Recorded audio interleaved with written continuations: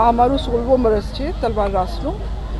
પરંપરાગત જે થાય છે દર વર્ષે અને દીકરીઓ એમાં પાર્ટિસિપેટ કરે છે, અમારા સમાજના બહેનો એમાં પાર્ટિસિપેટ કરે છે. તલવાર રાસની કેટલા મહિના પ્રેક્ટિસ શરૂ રહેતી?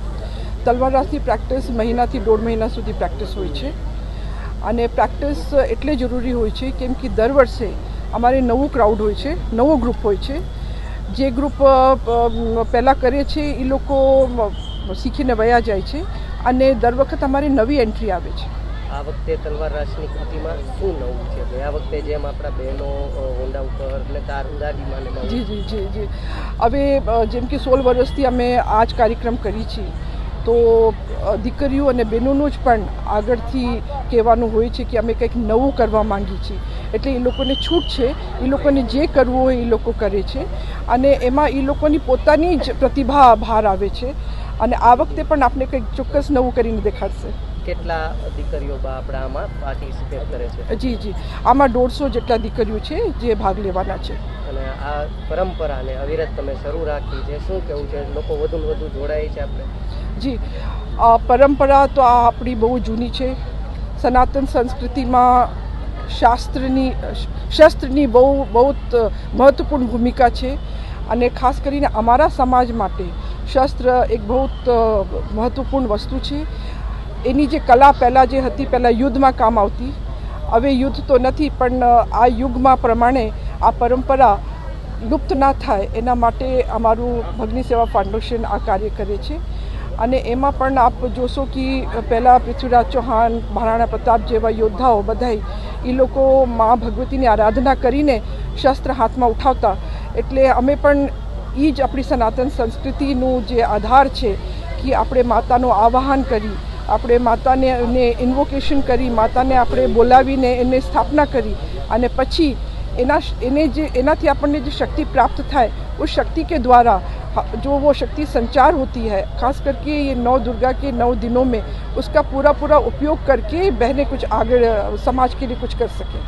ओके हाँ હું પહેલાં 4 વર્ષથી આરડી ઝાલા રાઇડિંગ ક્લબમાં માઉન્ટેડ પોલીસ સાથે પ્રેક્ટિસ માટે જ હતી, તો ત્યાં જ મને ટ્રેનિંગ મળી છે હોર્સ રાઇડિંગની. આજે તમે નવરાત્રિની અંદર જે રાસ થતો હોય છે તેમાં કઈ રીતે તમે પરફોર્મ કર્યું? તેમાં મેં 2-3 દિવસની પ્રેક્ટિસ લીધી હતી એન્ડ હોર્સ સાથે ઓબ્વિયસલી થોડી લાઈક બોન્ડિંગ એન્ડ ઓલ. સો તલવાર રાસ હું ઘણા વર્ષથી ભગીની ક્લબમાં મેમ્બર હતી તો મને આવડતું હતું. સો બંનેને કમ્બાઈન કરીને હવે હોર્સ સાથે એકચ્યુઅલી હોર્સનું બિહેવિયર એકવાર ખબર પડી જાય પછી બહુ ડિફિકલ્ટી નથી. તલવાર રાસ કરવો અને ઘોડી સાથે તલવાર રાસ કરવો બંનેમાં શું તફાવત છે? મારા માટે તો બંને ઇઝી જ છે, લાઈક બે એક જેવું જ છે બિકોઝ યર્સની પ્રેક્ટિસ છે. તો શું કાળજી રાખો? ખાસ શું કાળજી શું રાખવાની તમારે સેફટી માટે? સેફટી તમે જ્યારે ઓકે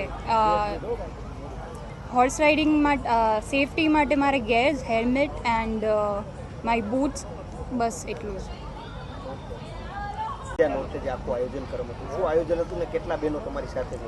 જી, ભગીની સેવા ફાઉન્ડેશન આજે બીજા નોરતે જે પ્રાચીન ગરબા છે એ રજૂ કર્યા છે, જેમાં વિશેષ પ્રાચીન રાસ એટલે કે તાલી રાસ, દાંડિયા રાસ, ગરબા રાસ જેવા રાસ રજૂ કર્યા છે. અને સાથે ખાસ તો કે ભગીની સેવા ફાઉન્ડેશન જેના માટે પ્રચલિત છે એવા તલવાર રાસ, અને એ જ તલવાર રાસમાં જે અમે દર વર્ષ કંઈક ને કંઈક જે ઉમેરતા જઈએ છીએ. ગયા વર્ષને એની પહેલાંના વર્ષે આપણે બાઇક પર સ્ટન્ટ્સ જોયા છે, ગયા વર્ષે આપણે બુલેટ અને જીપ ઉપર સાથે કરતબો જોયા છે. આ વર્ષ જેમાં આપણે જોયું છે કે બુલેટ છે, જીપ છે, એક્ટિવા છે, જેમાં બહેનો દીકરીઓ બધા જ છે જે એક્ટિવા ચલાવે છે અને સાથે એક હાથે તલવાર ફેરવે છે. અને સાથે તો ખાસ આ વર્ષ અમારી સાથે ઘોડી પણ જોડાયેલી છે કે જેની સાથે અમે તલવાર રાસ રજૂ કર્યો છે. જી, તલવાર એ કોઈ નાની મોટી વસ્તુ નથી, એક શસ્ત્ર છે જેના માટે પૂરેપૂરી શક્તિની જરૂર પડે. એટલે મા શક્તિને યાદ કરીને અમારી દીકરીઓ એકડાથી શરૂ કરે છે. તલવારનો વજન એવો નથી કે હલકું ફુલકું આપણે રૂનો કોથળો ઉપાડ્યો છે અને થઈ જાય. એના માટે ખાસ અમે એકડાથી શરૂઆત કરીએ છીએ કે છેલ્લા 1.5 મહિનાથી એ લોકોએ પહેલેથી શીખી અને અત્યારે આપણી સામે રજૂઆત કરી છે.